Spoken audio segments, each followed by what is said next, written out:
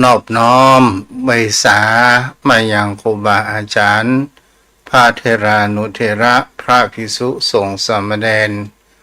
พระสังฆาธิการสงฆ์สมณศักดิ์บัณฑิตนักปราชญ์ท่านผู้มีความรู้ทุกรูปทุกตนทุกองค์มาด้วยความเคารพขอเจริญสุขเจริญธรรม มายังพ่อออกไม่ออกศรัทธาอันมีป้อมมอนแม่มอนโยมพ่อโยมแม่ท่านผู้ฟังผู้มีบุญทุกท่านที่ติดตามรับฟังธรรมะยามแรงทางสถานีวิทยุเพื่อการศึกษาพระพุทธศาสนาและวัฒนธรรม 104.5 เมกะเฮิรตซ์ทุกวันพฤหัสและวันศุกร์เวลาดี 5 โมงจนถึง 6 โมงเราก็มาอยู่กับกันโดยการส่งลิงก์สัญญาณการถ่ายทอดนี้ไปถึงยังโยมพ่อโยมแม่ก็คือต่างได้ส่งลิงก์ไปณสถานที่ตั้งสถานีวิทยุก็คือวัดไฟหินตำบลสุเทพอำเภอเมืองจังหวัดเชียงใหม่ได้รับความเมตตาธรรมจากท่านพระอาจารย์สมุวิศวัตวรเกียรติโจท่านอาจารย์พระครูสมุวิศวัตวรเกียรติโจผู้อำนวยการเจดีย์ผู้มุ่งหวังในการเผยแผ่พระพุทธศาสนาหลักคำสอนขององค์สมเด็จพระสัมมาสัมพุทธเจ้าโดยดีก็มาอยู่กับตนตัวอาตมาภาพพระปู่ไพศาลสุตกรเจ้าอาวาสวัดทุ่งประเกตตำบลหนองหานอำเภอสันทรายจังหวัดเชียงใหม่ ออกในนามคณะสงฆ์จังหวัดเชียงใหม่และในนามคณะสงฆ์อำเภอสันทรายโดยมีหลวงพ่อท่านพระครูกุศลธรรมวิจัยเป็นต้นเป็นประธานหลวงพ่อเจ้าคณะอำเภอศรัทธาญาติโยมวันนี้เป็นสิ่งที่เอากระไทหันแห่งก็ว่าการะเวลาไกลอาสดงคตเมื่อประมาณสักบ่าย3ก็ได้ยินฟ้าร้องแต่ก็โมว่าฝนจะไปตกทางใดแล้วก็เป็นสิ่งที่เราจะหันแห่งความปรากฏการณ์ของบนโลกใบนี้ที่มันเกิดขึ้นในช่วงฤดูฝนนั้นศรัทธาญาติโยมทั้งหลายปนของว่าต้องฝนก็คือเดือน10จนถึงเดือน12ของเมืองเหนือของเราแล้วทีนี้เราจะเห็นได้ว่าเมื่อฝนตกก็ตกมากเมื่อฝนบ่ตกแดดออกก็เกิดแห่งความร้อนอบอ้าวอันนี้ก็คือเป็นสิ่งที่บุคคลเรานั้นบ่สามารถที่จะกีดกั้นได้และบ่สามารถที่จะโทษอย่างแสงแห่งพระอาทิตย์บ่สามารถที่จะโทษว่าเหตุการณ์ต่างๆนานาเหล่านี้มันเกิดมาจากไหนมันก็เกิดมาจากน้ำมือมนุษย์ของบุคคลเรานี่แหละก็เหมือนดังชีวิตตนตัวของคนเรา ปนเขาว่าจิตใจของบุคคลเราเนี่ยมันสามารถที่จะสร้างสุขก็ได้จะสร้างทุกข์ก็ได้จะสร้างความเดือดร้อนก็ได้ก็โดยการที่จิตใจของบุคคลเราเนี่ยตามความเป็นธรรมชาติมันชอบไหลไปตามกระแสของกิเลสตัณหาต่างๆนานาแล้วมันก็เมื่อไปถึงที่สุดแล้วมันก็ได้รู้ว่าแล้วความจริงของที่สุดใน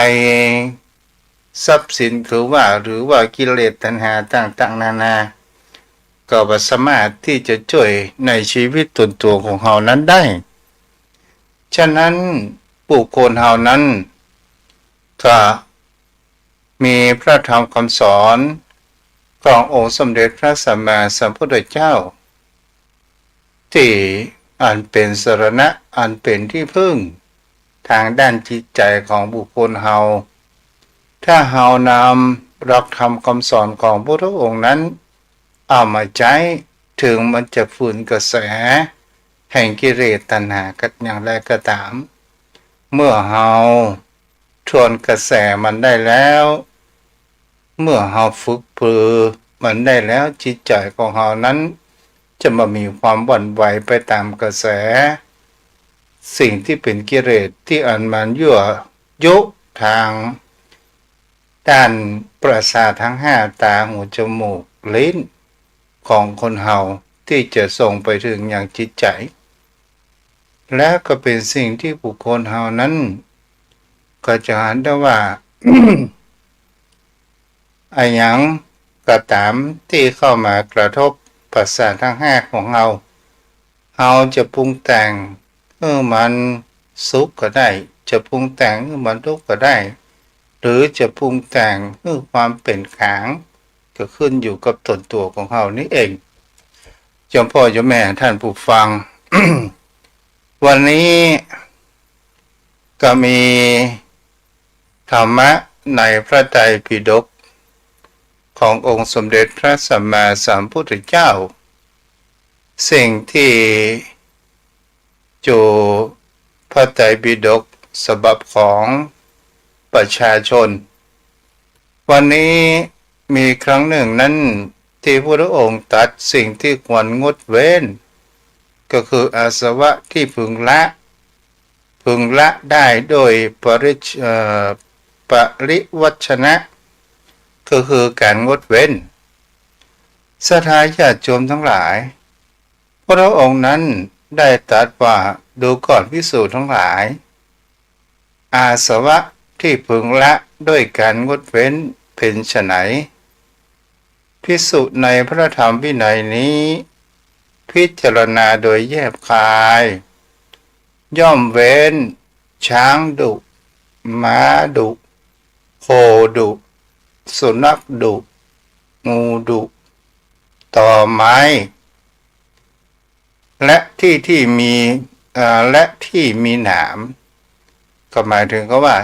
ที่มันมีหนามบอกวันที่จะเข้าไปบ่อน้ำเหวน้ำค่ำหลุมโสโครกอันนี้เป็นสิ่งที่คนเหล่านั้นเว้นแต่ถ้าว่าภิกษุนั่งในอาสนะอันที่บ่สมควรก็คือการคบมิตรชั่วย่อมถูกเพื่อนพรหมจรีผู้รู้เข้าไปจะเข้าใจว่าตั้งอยู่ในฐานะชั่วเธอพิจารณาโดยแยบคายควรเว้น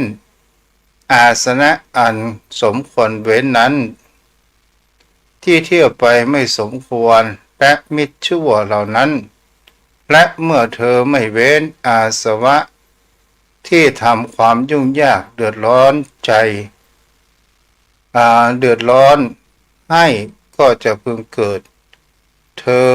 เว้นอาสนะที่ทำยุ่งยากเดือดร้อนก็จะไม่มีนี้แลภิกษุทั้งหลายศรัทธาญาติโยมทั้งหลาย ในที่นี้เนี่ย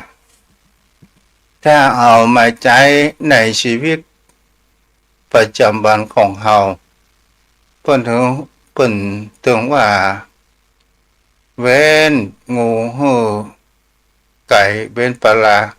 คนปลาเนาะลืมไปละ เอาละโยมพ่อโยมแม่ วันนี้น้ำเสียงบ่ค่าแจ่มใสจะได้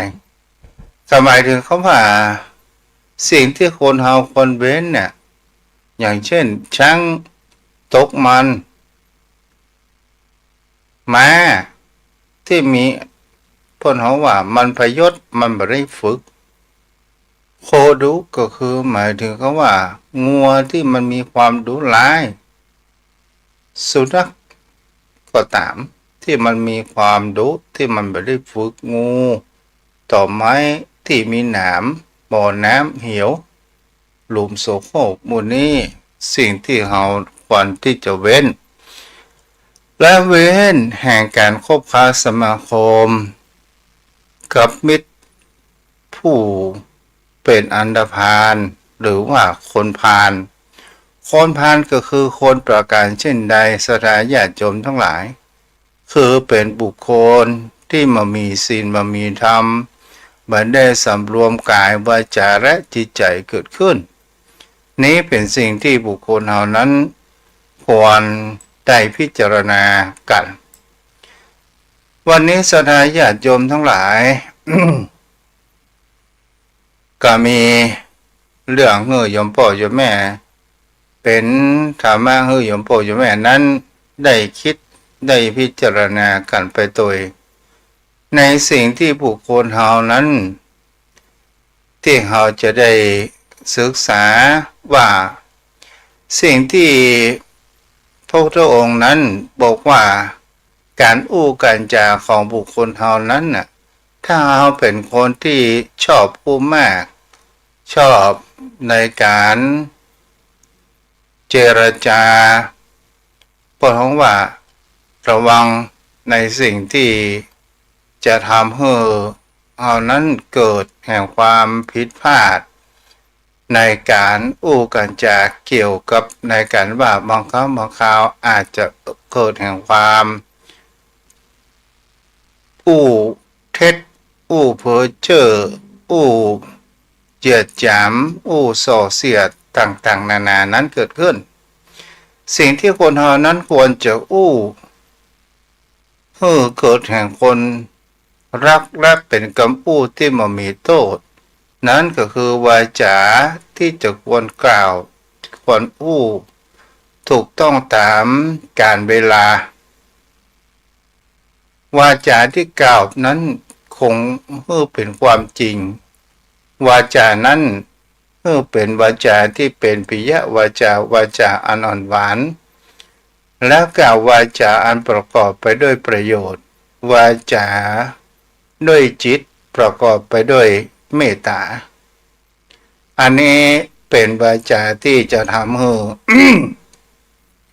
คนเฮานั้นจะเป็นที่พวกเฮาว่าจะมามีภัยจะมามีโทษตนตัวของคนเฮาในการอู้แต่ละครั้งเฮาก็ย่อมต้องมีการกลั่นกรองแห่งจิตแห่งใจเฮาคิดจะไปอู้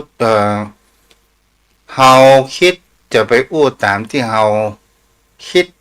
หรือว่าตามที่เฮาคิด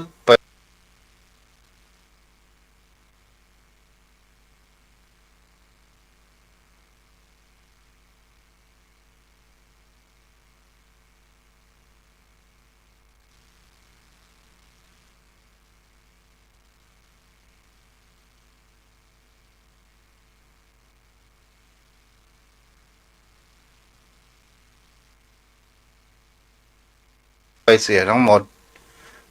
การอู้กระจาก็ต้องแยะวาจาอ่อนหวานมันก็ก่อให้เกิดแห่งประโยชน์ต่างๆนานาเกิดขึ้นแล้วก็จะเป็นที่รักของผู้คนเหล่านั้นทั้งหลายนี้เป็นสิ่งที่โยมพ่อโยมแม่สามารถที่จะนำเอาไปใช้และพิจารณากันไปโดยสถาญาติโยมทั้งหลายวันนี้จะมาอู้ในเรื่องแห่งประวัติของเจ้าชายอาชาติศัตรูหรือว่าประวัติของพระเจ้าอาชาติศัตรูผู้เป็นราชบุตรของพระเจ้าพิมพิสารผู้ปกครองแห่งคำว่าแคว้นมคธเมืองชื่อว่าราชคฤห์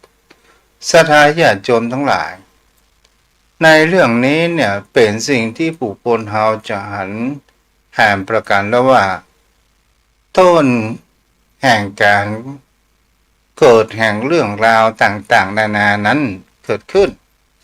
เอาจะไปพอว่าจะเป็นบุพกรรมของพระเจ้าพิมพิสารก็ว่าได้หรือว่า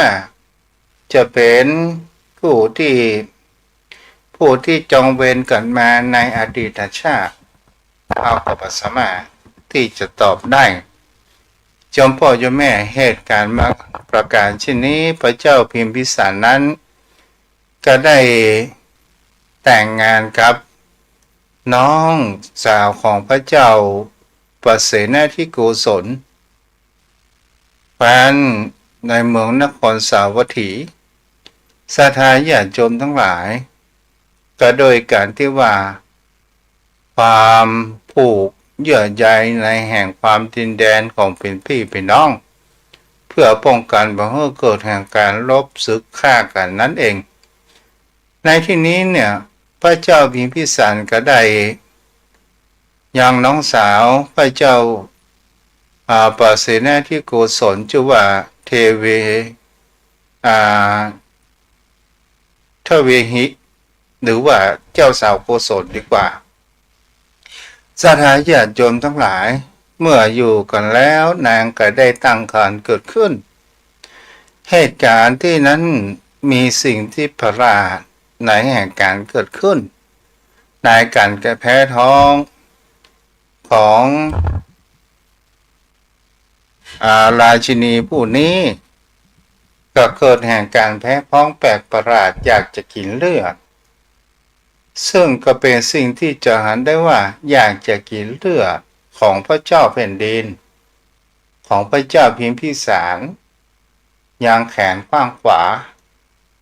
ศรัทธาญาติโยมทั้งหลายเมื่อเหตุการณ์ประการเช่นนี้พระเจ้าพิมพิสารนั้นก็ได้ห้องอย่างปุโรหิตนั้นมาทำนายทายทักว่าลูกของเฮานี้เหตุใดภรรยาของเฮานั้นแพ้ท้องจะต้องกินเลือดเมื่อปุโรหิตหมอหลวงโหดหลวงของในเมืองราชคฤห์นั้นก็ได้เขียนขีดเลขและก็ดูดวงชะตาของพ่อของแม่และก็เกิดแห่งเขาว่าได้กราบทูลว่าทารกหรือว่าราชบุตรที่อยู่ในครรภ์นั้นถ้าคลอดออกมาแล้วจะเป็นผู้ที่จะฆ่าอย่างบิดาของตัวเองพระเจ้าพิมพิสารนั้นจะฆ่าลูกในท้องก็คงบ่บังควรก็เพราะอย่างใดก็เป็นลูกแล้วก็ได้หลั่งเลือดผู้นางนั้นได้กินตอนเวลาแพ้ท้องอ้วฮ่าศรัทธาญาติโยมทั้งหลายวันเวลา เป็นสิ่งที่ผ่านไปบ่สามารถที่จะย้อนเวลาได้เมื่อครบกำหนดแล้วราชบุตรนี้ก็ออกมาพระเจ้าพิมพิสารก็ได้ห้องหนหลวงมาตั้งชื่ออย่างลูกของตัวเองก็เลยใส่ชื่อแห่งเขาว่าอาชาติศัตรูแปลว่าศัตรูยังไม่เกิดวันเวลาผ่านไปศรัทธาญาติโยมทั้งหลายวัยแห่งความเป็นละอ่อนพระเจ้าพิมพิสารนี้ก็มีความรักในตัวราชบุตรอยู่มากมายซึ่งเป็นราชบุตรองค์แรกตัวแล้วก็ได้ฝึกอย่างแห่งเขาว่าตั้งครูมาคอยสอนหนังสืออักษรจนถึงศิลปวิทยาต่างๆนานาเมื่อราชบุตรนี้ตอนเมื่อน้อยๆก็เป็นสิ่งที่ถามกระแสบางครั้งบางคราวก็มีเกิดแห่งความเป็นวัดป่อนั้นก็ได้ความรักในตัวของลูกก็ได้เอาปากตัวเองดูดขี้มูกลงตลอดจนถึงสิ่งที่เปิ้นของว่า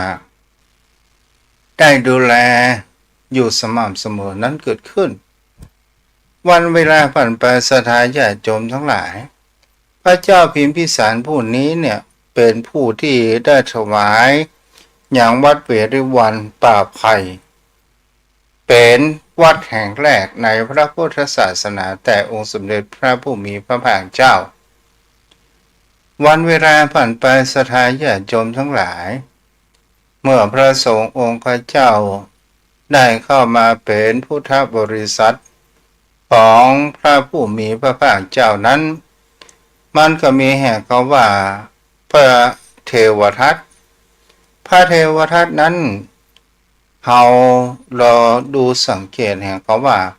ความทะเยอทะยานความอยากจะเพิ่มไผ่ดีไผ่เด่นเกินตัวอยากจะมีแห่งความเป็นใหญ่เพราะว่าเทวทัตนั้นได้หาแหนลาภสักการะเข้ามาในพระสงฆ์อยู่มากมายและเป็นสิ่งที่จะหันได้ว่าภัยมากระทำถึงอย่างพุทธโคดมพระสมณโคดมอยู่ไหมอย่างนี้เป็นต้นศรัทธาญาติโยมทั้งหลายความอิจฉาก็เกิดแห่งความอาฆาตและพยาบาทเกิดขึ้นแล้วด้วยความทะเยอทะยานอยากจะเป็นพระพุทธเจ้าเสือเองก็คือพระเทวทัตก็เลยรอบทำร้ายพระพุทธเจ้าครั้งแล้วของเราพระพุทธองค์นั้นก็รอดอยู่ตลอดเวลาทีนี้ศรัทธาญาติโยมทั้งหลายเทวทัตนั้นก็ได้แยกสงฆ์ออกจากกันก็แบ่งกันออกไปเทวทัตนั้นก็ไปจูดในป่าลึกศรัทธาญาติโยมทั้งหลายแล้วทีนี้เนี่ยผู้คนทั้งหลายก็มีความศรัทธาอย่างในตัวของพระผู้มีพระภาคเจ้านั้นอยู่ก็หันแล้วเป็นสิ่งที่จะหันได้ว่าทำไมผู้คนทั้งหลายถึงมาหาเฮาที่นี้เทวทัตนั้นก็เป็นผู้ที่ประพฤติปฏิบัติได้ขั้นแห่งคำว่าอภิญญาแต่สามารถที่จะเสื่อมได้อภิญญาก็คือสามารถที่จะเนรมิตมีปาฏิหาริย์เกิดขึ้นดอกมาอยู่วันหนึ่งนั้นก็เป็นสิ่งที่จะเห็นได้ว่าการที่ผู้คนเฮานั้นจะมีอำนาจเฮาก็จะต้องมีผู้นำมีพระมหากษัตริย์จะเป็นที่ผู้ดูแลหรือว่าอุปถัมภ์อุปถากก่อนในช่วงนั้นศรัทธาญาติโยมทั้งหลายพระเจ้าอาชาติศัตรูนั้นก็อยู่ในวัยประมาณสัก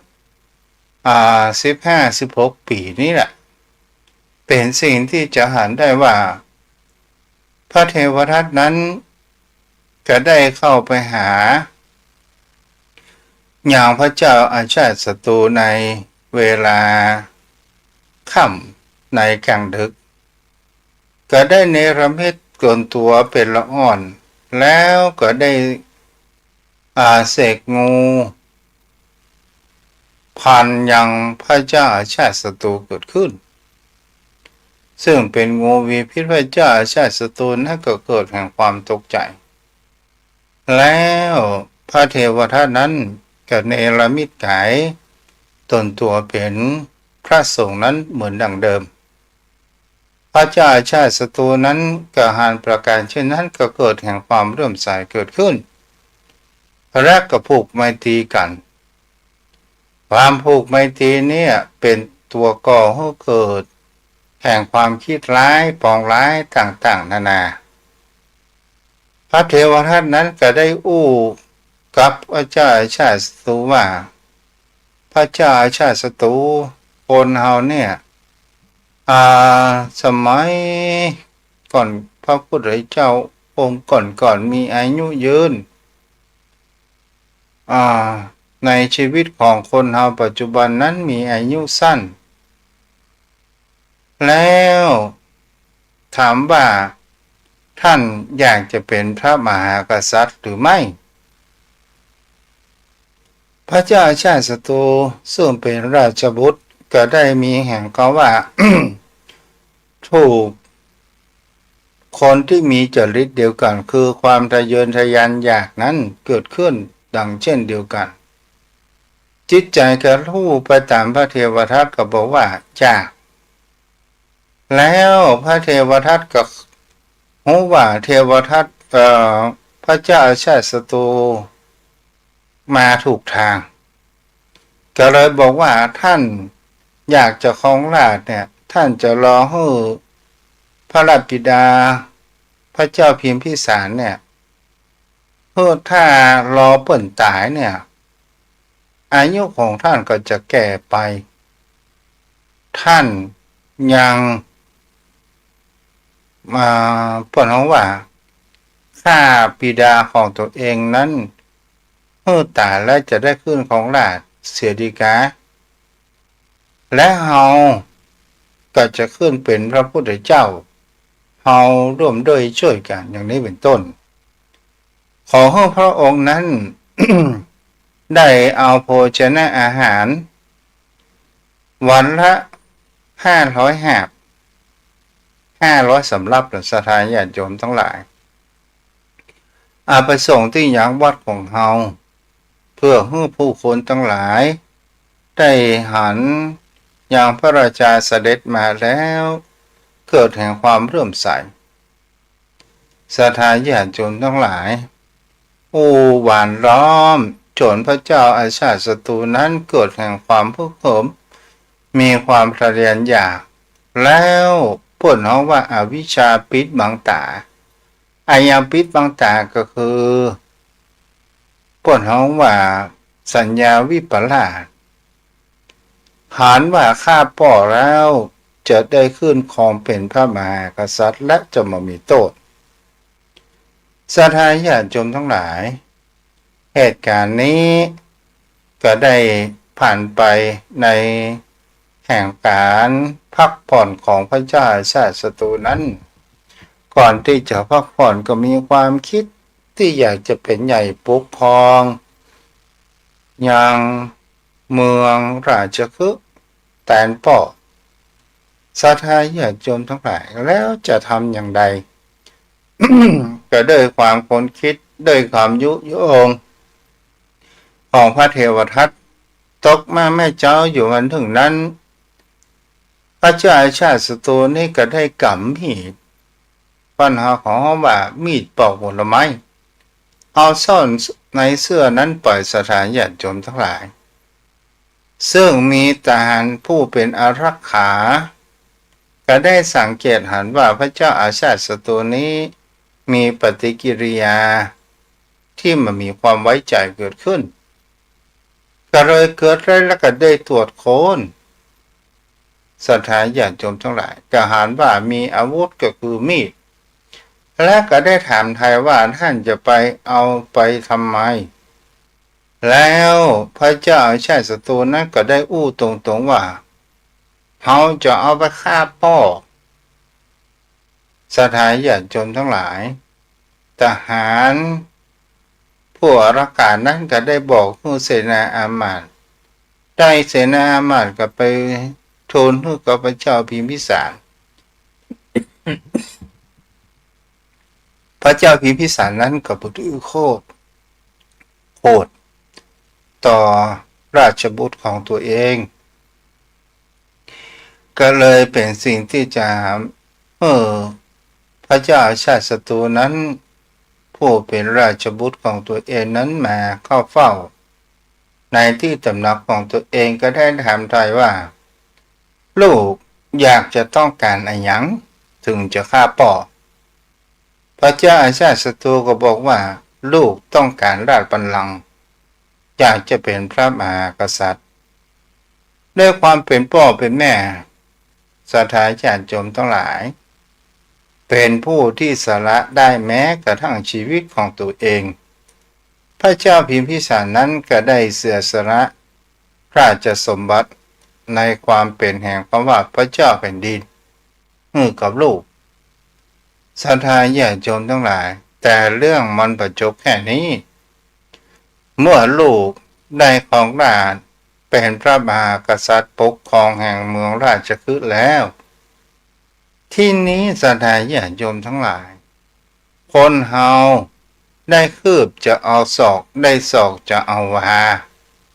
พระเทวทัตกหันพระเจ้าอาชาติศัตรูได้ทำประการเช่นนั้นก็ได้เสี่ยมพระเจ้าอาชาติศัตรูว่าท่านถึงได้ครองราชสมบัติก็จริงแต่ชีวิตของพระบิดานั้นยังอยู่ถ้าท่านฆ่าพระบิดาของพระองค์แล้วเนี่ยก็หมายถึงเขาว่าคนก็จะความเคารพนับถือกับพระราชบิดาของท่านเพราะว่าราชบิดาของท่านนั้นปกครองด้วยทศพิธราชธรรมมาอยู่โดยตลอดถึงท่านจะเป็นพระราชาอย่างใดก็ตามแต่คนอื่นยังมีความเลื่อมใสฉะนั้นพระเจ้าอาชาติศัตรูและเราจะทำอย่างไรพระเทวทัตนั้นก็หันว่าก็บอกกับเจ้าอาชาติศัตรูว่าเอาพ่อไปขังศรัทธาญาติโยมทั้งหลายก็ได้สั่งทหารเอาพ่อของตัวเองนั้นไปขังพ่อแล้วมีหน้าต่างคอกที่ขังนั้นหันยังเขาคิจกุฏอยู่ตอนนั้นพระพุทธองค์กับนายจำพรรษาที่อยู่ในเขาคิจกุฏนั้นเกิดขึ้นวันเวลาผ่านไปศรัทธาญาติโยมทั้งหลายพระเจ้าอาชาติศัตรูนี้สั่งงดอาหารการกินงดน้ำงดข้าวต่างๆนานาด้วยความรักแห่งความในสามี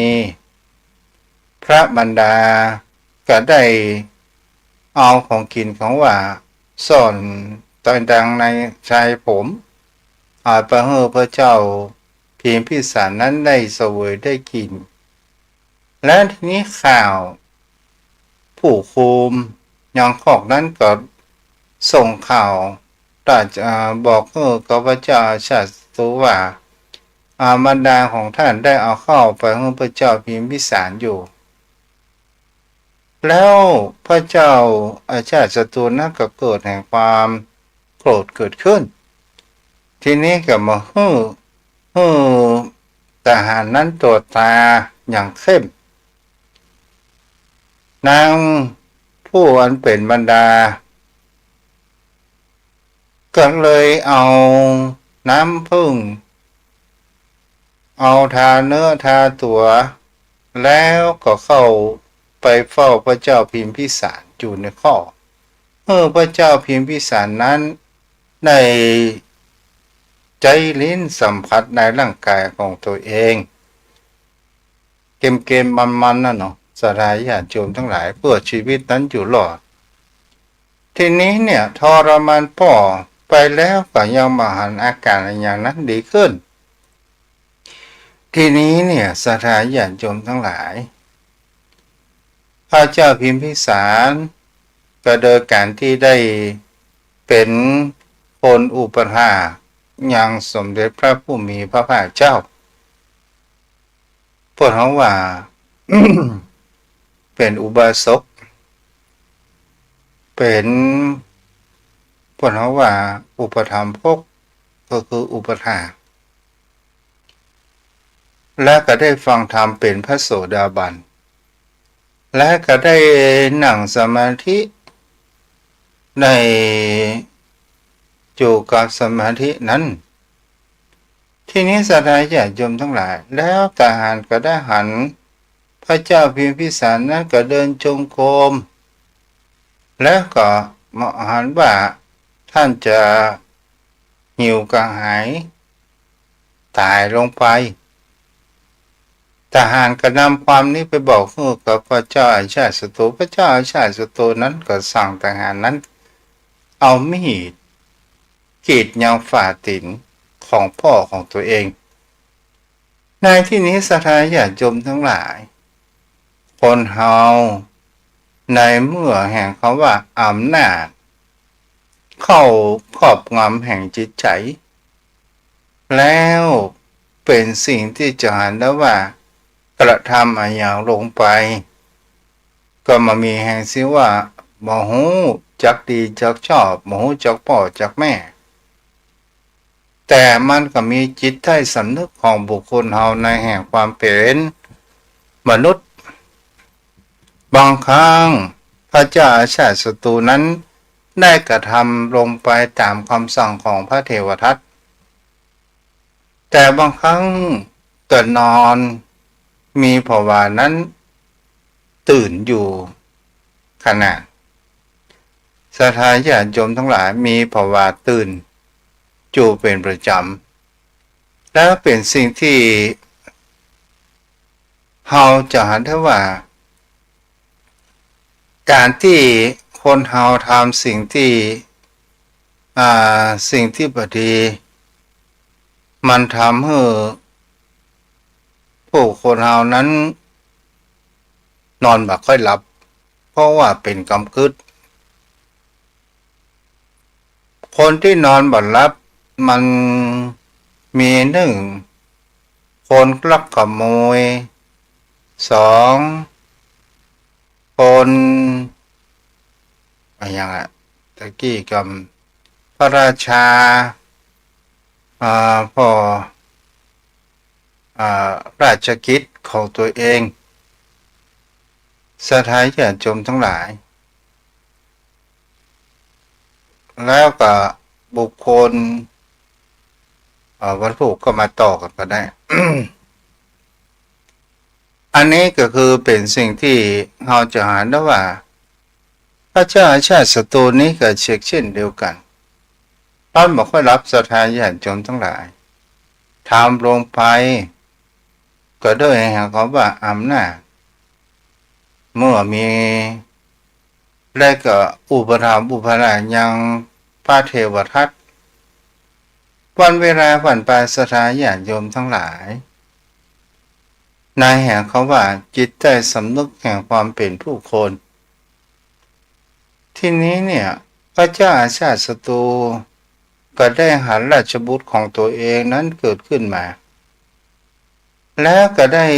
ความคิดมันก็ย้อนไปหาอดีตจางพ่อของตัวเองที่ทำได้แม้กระทั่งเอาใจปากดูดขี้มูกออกจากหูดังดูดน้ำหนองออกจากแผลต่างๆนานาความนี้มันก็เกิดขึ้นทีนี้เมื่อมีจิตใจสนึกศรัทธาญาติโยมทั้งหลายแล้วจะปล่อยให้พระราชบิดาออกมาก็กลัวพระราชบิดานั้นกลับมาของหลานและจะประหารตัวเองก็เลยเป็นสิ่งที่จะเห็นได้ว่าการทำให้พ่อนั้นได้รับความทรมานจนถึงแก่สวรรคตเกิดขึ้นนี่แหละเป็นสิ่งที่เป็นตราบาปในที่นี้ก็คือสิ่งที่ได้กระทำผิดนั้นเกิดขึ้นและมามีโอกาสที่จะได้รับแห่งคำว่าอภัยและอโหสิกรรมเกิดขึ้นศรัทธาญาติโยมทั้งหลายในเรื่องนี้วันนี้ก็คงจะประจบเพื่อวันพรุ่งจะมาต่อกันคนเฮานั้นเปิ้นฮ้องว่าไอ้หยังก็ตามต้นมันร้ายปลายมันดีมันก็ยังพอได้อยู่ถ้าต้นดีปลายร้ายก็ลำบากวันนี้ก็ได้อู้จาสนทนามาพอสมควร วันนี้ผู้รับฟังโยมแม่ปราณียวนดงเนตรฟังอยู่เจ้าเนาะอนุโมทนาเด้อแม่เด้อแม่ครูกนัญญาแล้วผู้ใจเฟซบุ๊กหมู่มีทุกข์จะเริ่มธรรมะโยมพ่อโยมแม่เอาก็รับฟังกันไปเนาะบรรพุก็จะมาต่อกำลัง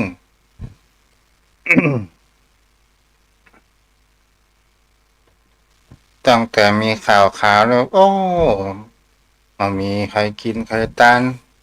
ค่าไฟก็นัก เหล่าสดาญาติโยมทั้งหลายโยมพ่อโยมแม่เอาละมันก็ไอ้อย่างจะเกิดมันก็เป็นเรื่องธรรมชาติทุกสิ่งทุกอย่างตกอยู่ในกฎแต่ละทั้งหมดเนาะวันเวลาผ่านไปวันเฮาต้องหลีกหนีพอพ้น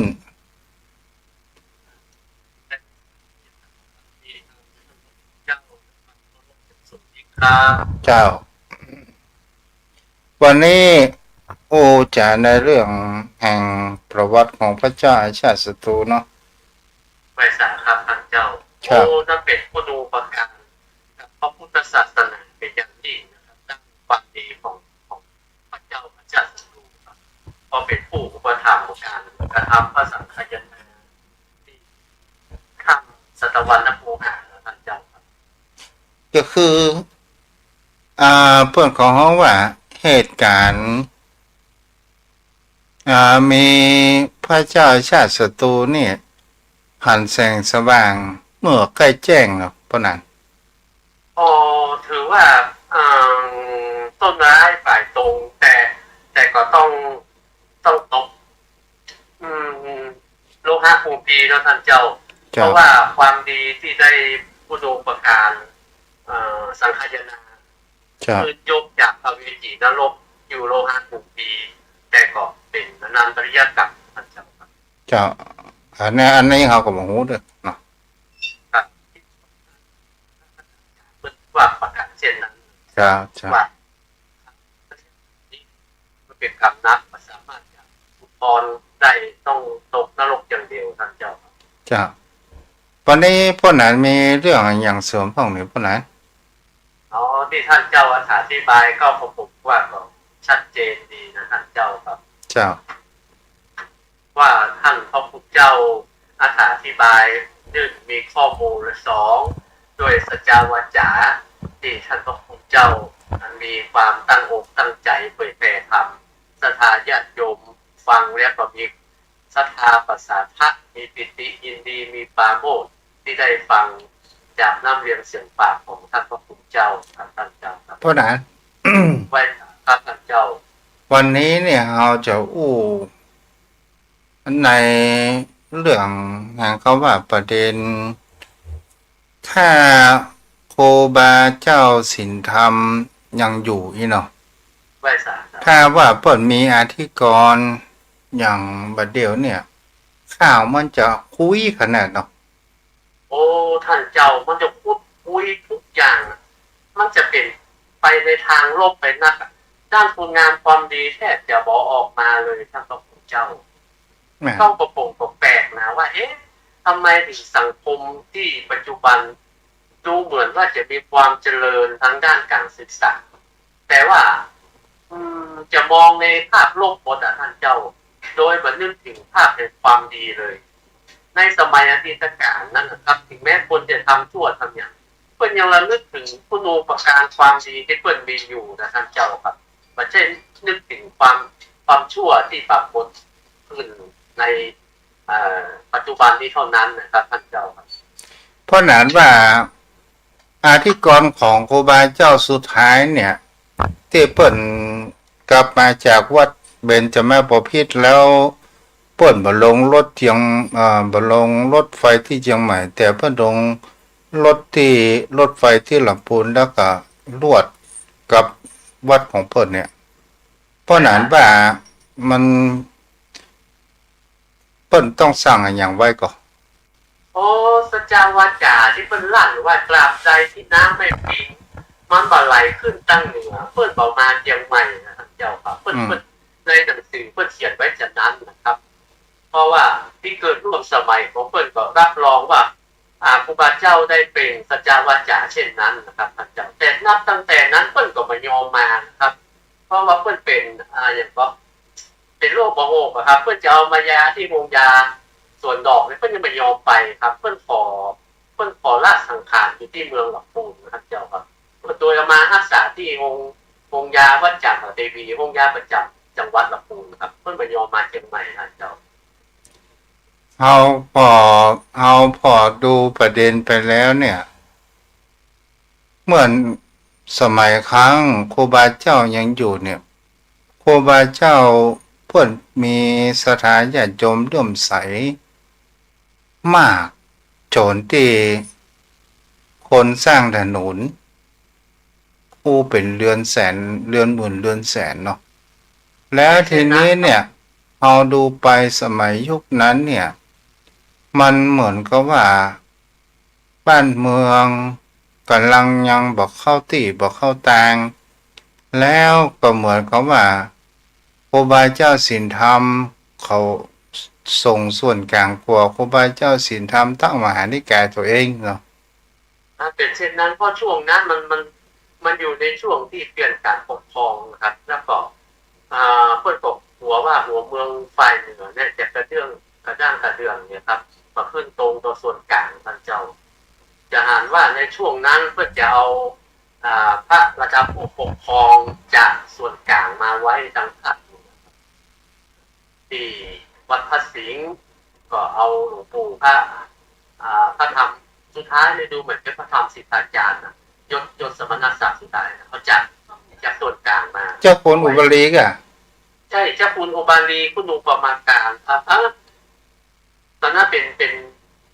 ยศสุดท้ายนะครับแต่ว่าถ้าทำโมลีที่หลับปูนนะครับอันนั้นก็เป็นพระจากส่วนกลางที่เพิ่นเอามาครับอ๋อ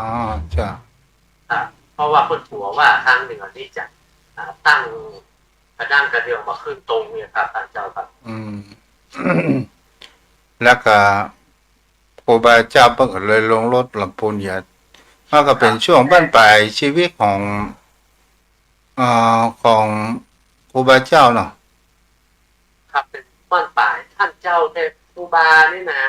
ครูบาศีลธรรมหรือพระเจ้าศีลวิจัยนะครับเพิ่นบ่สร้างเครื่องรางของขลังนะท่านเจ้าเพราะมีคนเคยขอเพิ่นในตู้รถไฟเพิ่นว่าเอาบ่มี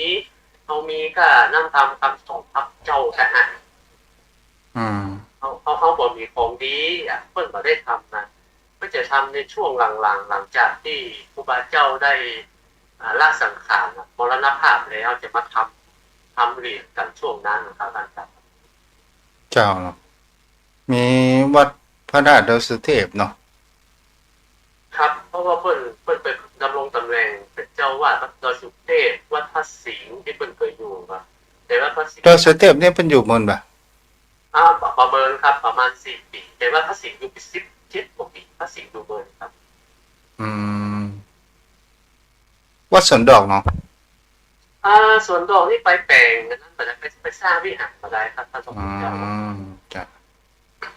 ไปสร้างวิหารส่วนดอกแล้วก็สร้างงานครั้งสุดท้ายนี่คือสร้างถนนขึ้นดอยสุเทพครับท่านเจ้าครับแล้วเสร็จแล้วถึงได้อธิกรณ์ครับสร้างงานเลยเพื่อเป็นรวดประมาณเชียงใหม่ครับเขาก็หันว่าเปิ่นต้องอธิกรณ์มีแต่คนพูดคุยคนฮับก็มีคนจังก็มีถ้าเป็นสมัยไปเดียวนี่มันไม่เนาะโอ้ท่านเจ้าถ้าเป็นประเดี๋ยวนี้มันถูกทางโลกควบคุมมือนะครับเอาซึกเก็บก่อนมันเสียเปรียบตอนที่ว่าเอาซึกยังพระเถระที่เรื่องเงินทอนครับเพิ่นเหมือนกับว่าปีเห็นได้ยังบางตนต้องหลีกปีกวิเวกไปอยู่ต่างประเทศว่ะบางตนก็ต้องอย่างไรยัดเยียดข้อหาแล้วเปิดไปอยู่ในคุกเพื่อนก็ได้เป็นว่าจ๋าราศีขายเพื่อนต้องพิกรแล้วไปขังในคอกจนเพื่อนหมดบนทินแล้วครับก็ต้องคืนสมณศักดิ์ให้เพื่อนในสมัยประเดียวกันนี้หลายรูปหลายองค์พระสงฆ์สมณศักดิ์น้อยๆนี้ก็ถูกประกาศเช่นนั้นนะท่านเจ้าเพราะเขาเปิดก็เลยว่ามาบวชได้ปฏิบัติธรรมเอาดีกว่าถ้าเพื่อนมีความผิดศาลยกโทษอย่างแล้วจริงก็เพื่อนก็บอกอยากจะไปบวชแถมไร่ให้มันเติมเป็นกรรมของเฮาเพื่อนก็คิดเพียงแค่นี้ท่านเจ้าครับเจ๊กะทุกเจ้ามันน่าจะคือเรื่องถึงที่สุดก่อนแล้วค่อยคือเป็นลาสิกขาคือเอามันน่าจะมีที่สังกัดที่เพื่อนอยู่โดยเฉพาะว่าเพื่อนอยู่จุดนี้เนี่ยคล้ายๆเป็นวัดหรือเป็นส่วนกลางเรื่องอย่างคดีอย่างจบแล้วสิ้นสุดแล้วถึงปล่อยตัวเปิดอันนี้เปิ้นพิษบอกว่าเปิ้นซึกอย่างก่อนในทางพระพุทธเจ้าจะเกิดข้อหาใส่เปิ้นตอบโต้อย่างได้ครับพระเจ้าครับจะเอาละพอนั้น ปันเดียวจะลามปามไปแล้ว เป็นศาสนาท่านเจ้าด้วยความเคารพจริงๆครับท่านญาติธรรมทุกท่านนี่ก็ฟังเอาสาระแก่นสารนะครับที่มันหัวใจสาระแก่นสารก็เอาเพียงเป็นข้อคิดเห็นประดับความรู้นะครับขอบพระคุณครับสวัสดีครับ เจ้า อ่าใครจะโทรมาก็โทรมาได้เด้อตอนนี้0631639950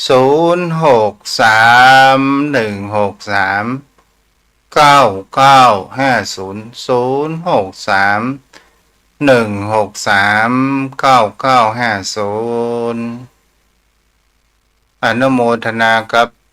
วันเกิดแม่วรีเกษมพันธุ์ด้วยเด้อเมื่อตะวันนี้ได้มาถวายพระตาหารตลอดจนถึงบำรุงถวายพระใจบำรุงกาเน็ตเนาะขออนุโมทนาบุญตัวใครจะโทรมา0631639950ยังรออยู่เด้อ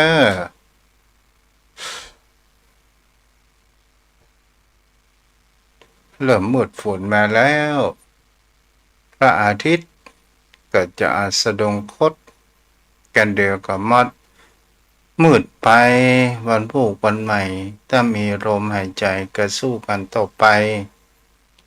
อายังก็เกิดขึ้นได้สดาญาติโยมทั้งหลายแต่จงมีสติอยู่กับปัจจุบันขอให้ปัจจุบันสบายใจถ้าเราอยู่กับปัจจุบันสบายใจนั้นก็คือการที่เรารู้จักปล่อยวางปล่อยอย่างว่าล่ะปล่อยในสิ่งที่มันเป็นทุกข์จะเป็นเรื่องอดีตจะเป็นความวิตกกังวลในอนาคตวางลงมันก็เพราะว่าถ้าเราจมปักอยู่กับมันแล้วเราจะบ่เห็นแสงสว่างเหมือนดังเราแบกสัมภาระไว้อยู่บนตัวของเราแบกอดีตแบกอนาคตแบก ภาระต่างๆนานาเกิดขึ้นเราบอกวางมันก็นักเราจงพัดมันวางลงวางเสียพ้องเนาะแล้วเราก็จะเบาทุกสิ่งทุกอย่างนั้นมันถึงมาเหมือนดังใจผสมหวังเหมือนดังใจเราจะไปหวังมากบ่ได้ดังหวังมันก็ทุกข์เร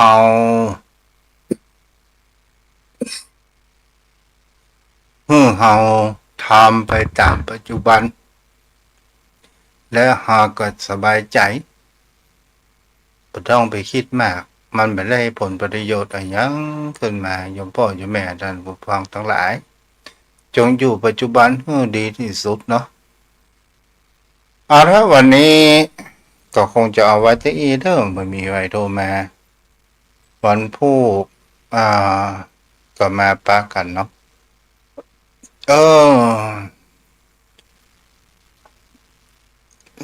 ลมขึ้นเลย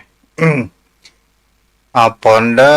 สัพพิติโยวิวัจจันตุสัพพะโรโควินาศสันตุมาเตภวัตดวนตรายโยสุขีติกายุโกภวะอภิวาทนาเสเรสะนิจังพุทธาปัจจายโนจตารโอธัมมาวัฏันติอายุวโนสุขังภะลัง